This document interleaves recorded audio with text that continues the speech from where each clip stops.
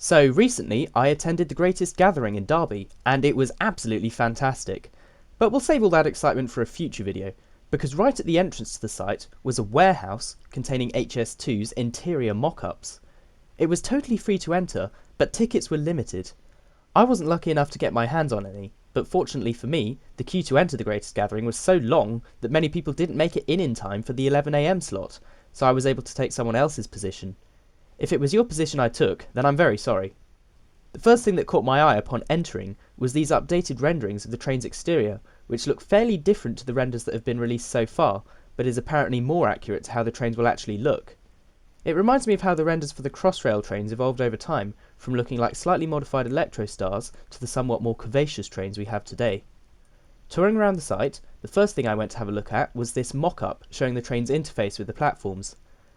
As you can see, there's a retractable step to provide level boarding between the train and the platform, but unfortunately this will only be possible at stations along the HS2 route. Outside of the new infrastructure, you can expect there to be a difference in height between the train and the platform, as is already the case for most UK trains. This mock-up also shows how the gangway between the carriages is flush with the vehicle's exterior for better aerodynamics. Apparently these gangway areas will be made up of two layers.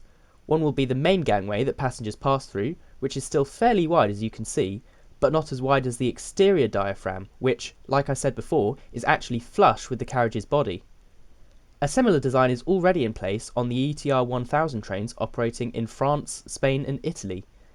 The new trains need to be streamlined as they have a top speed of 225 miles an hour or 360 kilometers an hour, but not too streamlined or else you'd end up reducing the number of seats inside the carriage from having a really long nose, so you can see that the train's front is fairly steep considering the speeds it needs to be travelling at. Next, I went to have a look at the mock-up showing the buggy storage area, as well as the standard toilet design rather than the disabled toilet, which we'll have a look at later. So the buggy space has been specified to take one unfolded buggy. Right. And the reason for that is to give parents an opportunity to park their buggy, go through to the saloon with their child and sit down, but leave all the stuff that's on their buggy on it, because if they have to fold it up, they'll have to take all that with them as well. Yeah. These grab rails, I noticed, because I watched the video on YouTube the other day, cool. and they were previously said they were more indented. So is this the more updated version based on that? That's the more updated version. So okay. Essentially, these haven't so much moved. It's more that this recess has changed. Yeah. So that's just become a bit more ergonomical for getting a hand in. Because yeah. before it was a bit tighter. Gotcha. And, yeah. You sort of felt like your hand was getting a bit cold, but now there's much more of a room to get to it. But it's all a bit of a trade-off. There's a lot of equipment behind here. I can imagine, yeah. So we're limited in what we can do. We've also got to maintain this throughway. Yeah. And this would be your real-time screens and stuff, presumably. Passenger information screen. Yeah. Yeah. You've got your toilets there. Yeah, single toilet. Next up was the cycle storage area, and it's such a relief to see that they're not using that awful vertical storage system found aboard the IETs.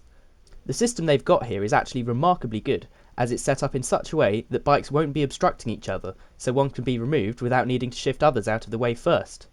Similarly to seats, there are special reservation screens for each cycle space, which is also really nice to see. The sort of the stress and the problems that come with trying to get a bike into the train.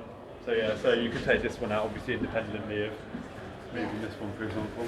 And you can take that strap off and clip it round and do whatever you need to do. And then we're looking at then obviously if people want to lock their bikes up and things like that here, well, where do you put a...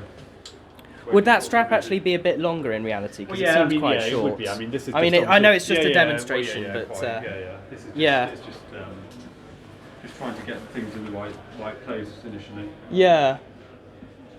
Well, this seems really great. Thank you. Next up was the kitchen area. Oh, okay, so this is just the... It's the catering section. Yeah, so this is the bit that won't be open to the public, so presumably correct, yeah. That's like the door that leads through to the passenger compartment. Premium driver's cab there would be... Okay, cool. And this is the bit where we need to test how things in terms of the layout are, so yeah. But this is what you test with staff rather than the public, exactly, yeah. Exactly. Cool. That's exactly what we're doing, so yeah. And from the kitchen area, it then makes sense to move across to the Café Bar section. This is the buffet car area. So there'll be seating through there, presumably. and looking at this, it looks pretty similar to what we're used to on these, you know, on like the Class 800s and stuff, the IETs, all your equipment there. Menu, excellent. And finally, we head through to the most exciting area of the mock-ups, containing the accessible toilet and the main seating areas, with the entrance also providing a glimpse at the level boarding that these trains will offer, albeit only at the new stations. So this is what the toilet will look like. I like that there's a screen inside the toilet, and I also like that it says the speed of the train. That's nice. Soap, water, dryer. That's good. I like that, because often you can clearly see where each one is, and a lot of the time you're just sort of waving your hand underneath and hoping for the best. Litter bin obviously doesn't exist on this mock-up. Changing area, presumably. Mirrors. Those are your controls. I like all this. Let's head through to the main event. Now at this point I should clarify that this mock-up, and indeed all the mock-ups we've seen today, feature this dull grey colour scheme, and that's purely because at this stage they're only interested in working out the best interior layout, so when inviting members of the public in, they don't want them to be distracted by the colour scheme and miss something to do with the actual layout of the trains. Likewise, the seats shown here are not the final seats that will be installed on these trains when they enter service, but are again intended just to be representative of what a seat might look like and their positions within the carriage.